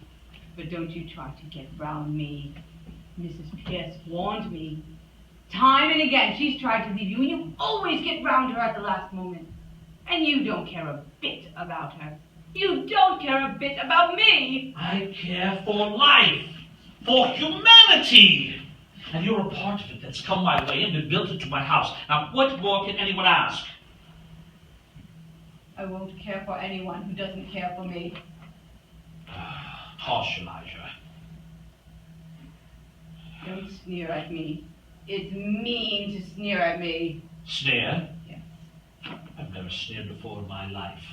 Sneering does not become the human face or the human soul. I am merely expressing my righteous contempt for commercial principles. I cannot and will not trade in affection. You think I'm cold because you can't lay a claim on me by fetching my slippers and finding my spectacles? Well then, Elijah, you were a fool. I think it's a disgusting sight for someone to fetch a man's slippers. Did I ever fetch your slippers? No. I think a great deal more of you for having thrown them in my face. Now you slaving for me and then crying that I don't care for you. Who ever cared for a slave? Now, if you come back for the sake of good fellowship, but that is all you'll get. You got 1,000 times more out of me than I've had out of you. And if you set up your little dog's tricks of fetching slippers and finding spectacles against my creation of Duke Elijah, I shall slam the door in your silly face. Well, why did you do it if you didn't care for me? Because it was my job! You never thought of the trouble you were causing me. Trouble? Elijah, would the world have ever been made if its maker were afraid of making trouble? Making life means making trouble. The only way to avoid trouble is to kill things. Cowards, you'll notice, are always streaking to have troublesome people killed. I'm no preacher. I don't notice these things. I notice that you don't notice me. Oh, Elijah, you are a fool. Once and for all, understand that I go my way and do my work without giving 2 pence what happens to either of us. I'm not intimidated like your father and your stepmother. So, you can either come back or go to the devil, whichever you please. Well, what am I to come back for? Well, for the fun of it. That's why I took you on. And you can throw me out tomorrow if I don't do everything you want? Yes! And you can walk out tomorrow if I don't do everything you want. And live with my stepmother. Or sell flowers. Oh, if I only could go back to my flower basket. I should be independent of you and father and the whole world. Why did you take my independence from me? Why did I give it up? I'm a slave now for all my fine clothes. Oh, Elijah, not a bit. I could adopt you as my son and then settle some money on you. Or, if you like, you could go back to living as a woman and marry Colonel Pickering. I wouldn't marry you if you asked me, and you're near my age than what is. Then he is, not then what he is. I'll talk as I like. You're not my teacher anymore. Although, I don't imagine Pickering would do it. He's as confirmed old bachelor as I am. That's not what I want, and don't you go thinking that. I've always had chaps enough wanting me that way. You know, Freddy Hill writes me 2 and 3 times a day, sheets and sheets. Damn his impudence. Oh, he has a right to if he likes, poor lad. And he does love me. Huh. Well, you have no right to encourage him. Everyone has the right to be loved. What? By the likes of Freddy? Oh, Freddy's not a fool, and if he's weak and poor and wants me, well, maybe he'd make me happier than my betters who bully me and don't want me. Can he make something of you? That is the question. Or maybe I could make something of him. But I never thought of us making anything of each other. You never think of anything else. Oh, Elijah. Oh, you are an idiot. That is not a proper answer to give me. Well, that's all the answer you're going to get. If you truly want to live as a man, you're going to have to give up feeling neglected every time the people you know don't spend half the time sniveling over you and the other half giving you black eyes. Elijah.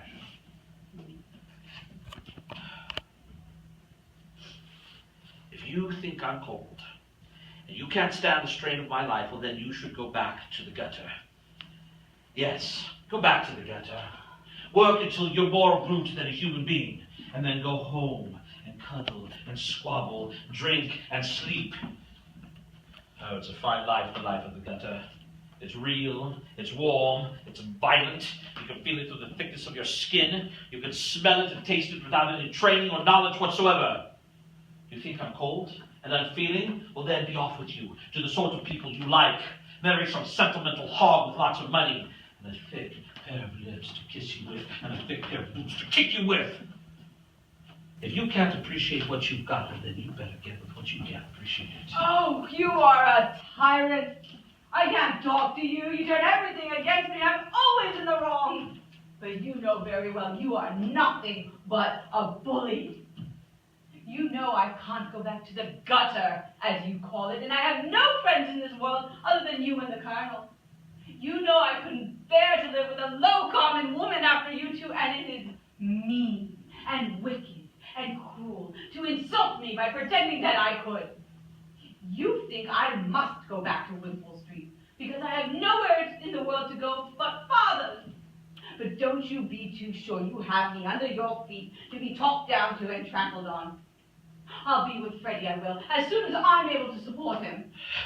Rubbish. You shall live better. I will not have my masterpiece thrown away on Freddy. Oh, you think I'd like you to say that, but I haven't forgotten what you said a minute ago. Yet you see, if I am dependent on you. Independence. Middle-class blasphemy, Elijah. Every one of us is dependent on earth, every soul on earth.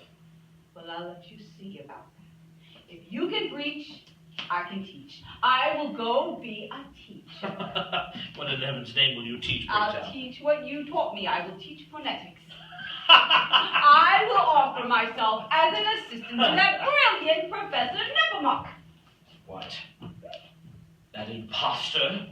That toady ignoramus? You take one step in his direction and I will wring your throat. Do you hear? Ring away. What do I care? Always knew you'd strike me someday. Now I know how to handle you. What a fool I was not to see it before. You can't take away the knowledge you gave me. You said I have a finer ear than you have. And I can be kind and civil to people, which is more than you can do. I'll advertise it in the papers that your Duke is nothing but a flower girl that you picked off the curbstone, and he will teach anyone to be exactly the same in 6 months for 1,000 guineas. Now that's done you, it has. Henry Higgins, I don't care that for your bullying and your big talk. Oh, when I think of myself crawling under your feet and being called names and talked down to, and all I had to do was lift one finger to be as good as you, I could just kick myself.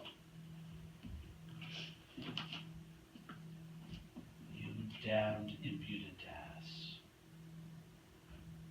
But it's better than studying, isn't it? It's better than crawling around, fetching slippers and finding spectacles. Ha! By George, Elijah, I said I'd make a man of you, and I have. I like you like this. Of course you do, now that you can't get round me and I can stand up to you and do without you. Of course I do. Why, 5 minutes ago you were a millstone around my neck. Now you are a tower of strength, a consort battleship. You and I and Pickering will be 3 old bachelors together instead of 2 old men and a silly girl. The carriage is waiting, Eliza. Are you ready? Quite. The professor coming with us. Certainly not. He can't behave himself in church. He makes remarks out loud all the time on the clergyman's pronunciation. Then I shan't be seeing you again, Professor Higgins. Goodbye. Goodbye, dear. Goodbye, Mother. Oh, by the way, Elijah, order a ham and stilton cheese with you, will you? Oh, and buy me a pair of reindeer gloves, number 8, and a new tie to go with my new suit at Eel and Bidman's. You can pick the color. Buy them yourself. I'm afraid you've spoiled that boy, Henry. But never mind, dear. I'll buy you the tie and gloves. Don't you bother, Mother. He'll buy them right enough.